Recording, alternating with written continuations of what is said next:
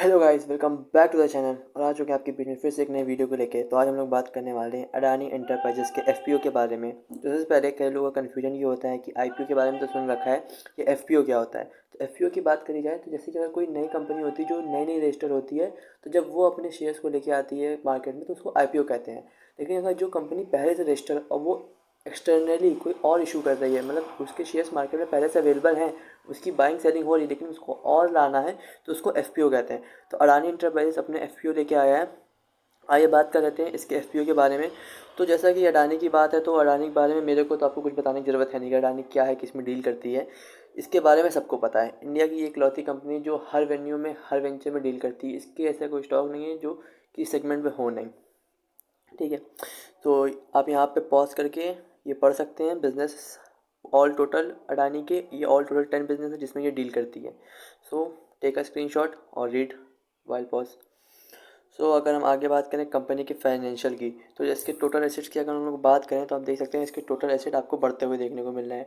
Total revenue की बात करी जाए वो भी आपको बढ़ा हुआ देखने को मिल रहा है। प्रॉफिट आफ्टर टैक्सेशन की बात, नेटवर्थ की बात की जाए तो वो भी आपको बढ़ी हुई देखने को मिली। और टोटल बोरोइंग तो आपको बढ़ी हुई देखने को मिलेगी, क्योंकि आपने जहाँ पे नाम आता है अडानी का वहाँ पे लोन का नाम ना ऐसा हो नहीं सकता। इसलिए इसकी टोटल बोरोइंग, इसका सब कुछ पॉजिटिव में चल रहा है, सब कुछ पॉजिटिव में चल रहा है। सब कुछ आपको एक लाइन से बढ़ता हुआ देखने को मिल रहा है, किसी में कोई पॉज या गिरावट देखने को नहीं मिल रही है।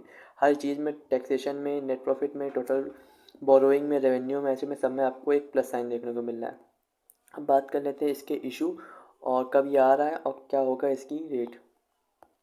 सो अगर एफ की बात की जाए तो इसकी फेस वैल्यू होगी 1 पर शेयर। प्राइस की बात आप गौर से सुनिएगा। जो प्राइस होगा, प्राइस इसका जो होगा वो 3112 से लेकर 3276 होगा। अगर आप 2 से 3 दिन पहले कहते मेरे से, तो ये आपको लेने के लिए फ़ायदेमंद होता, क्योंकि इसका जो करंट डीलिंग चल रही है वो अराउंड इसकी 3500 पे चला करती थी। सो इस प्राइस पे अगर आपको एफपीओ मिलता तो ये आपके लिए एक प्रॉफिटेबल होता है। लेकिन जैसा कि आपने न्यूज़ में सुना होगा कि अडानी के स्टॉक्स गिरते हुए देखने को मिल रहे हैं, तो इसकी वैल्यू अब खाली 2800 हो गई। मतलब कि इसके जो लॉन्च होने वाले एफपीओ थे उससे ज़्यादा इसकी वैल्यू अप डाउन चल रही है। प्राइस को जस्टिफाई नहीं कर रहा है यहाँ पे, क्योंकि अब इसका प्राइस उतना रहा ही नहीं कि आप इसको इस प्राइस पे ख़रीदें। इसकी ओरिजिनल वैल्यू अभी इस वक्त 2800 पे चल रही है, जो कि इसके आने वाले एफपीओ से बहुत ही ज़्यादा कम देखने को मिलेगी। सो प्राइस वाइज तो ये आपके लिए बिल्कुल सही नहीं है। अब अगर बात करी जाए इसमें टोटल इशू की, तो इसमें अराउंड लॉट 4 शेयर देखने को मिलेंगे। और टोटल इशू आप देख सकते हैं आपको इतने की देखने को मिलेगी। सो अगर इसकी हम लोग ओपनिंग और क्लोजिंग डेट की बात कर ली जाए तो इसकी ओपनिंग डेट 27 जनवरी, क्लोजिंग डेट 31 जनवरी। और बेसिस ऑफ अलॉटमेंट आपको 3 फेब को देखने को मिलेगा। इसके रिफंड आपको 6 फेब को देखने को मिलेंगे। और लिस्टिंग डेट होगी इसकी 8 फेब। सो ये तो बात हो गई इसके आईपीओज़ के बारे में और कंपनी के बारे में। अगर मैं बात करूँ अपने पर्सनल रिव्यू के बारे में, तो जैसा कि आप अगर मेरे डेली व्यूअर होंगे तो आपको पता ही होगा कि मेरे को तो ये स्टॉक ही नहीं पसंद है, क्योंकि अडानी 2008 का वो सीमेंट बन चुका है जिसकी ओरिजिनल वैल्यू 100 रुपीज़ है, लेकिन उसकी शेयर प्राइस 12,000 रुपीज़ हो चुकी है। मतलब कि अगर जिस दिन अडानी गिरा उस दिन आपको स्टॉक गिरता हुआ देखने को मिलेगा। मैंने अपने कई वीडियो में देखा होगा कि आप, मैंने हर जगह मना कर रखा है कि आप अडानी को बाय ना करें, अपने पोर्टफोलियो में 1% की भी स्पेस ना दें, क्योंकि ये बहुत ही रिस्की सेगमेंट में काम करेगा।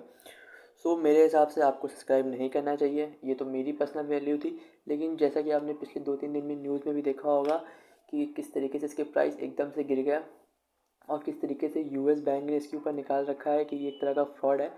सो इस वक्त इसको बाय करना बहुत ही रिस्की काम होगा, क्योंकि इसकी वैल्यू अभी और गिरेगी। तो आने दीजिए, कुछ दिन वेट करिए। और मेरे हिसाब से तो आपको बाय नहीं करना चाहिए। तो मेरे हिसाब से तो एक रेड फ्लैग है, इसको आपको नहीं बाय करना चाहिए। सो ये था मेरा रिव्यू अडानी के एफपीओ को लेके। इसी तरीके से फुल इन्फॉर्मेशन एफपीओ और आईपीओ के बारे में जानने के लिए चैनल को सब्सक्राइब करें। वीडियो अच्छा लगा हो तो लाइक करें।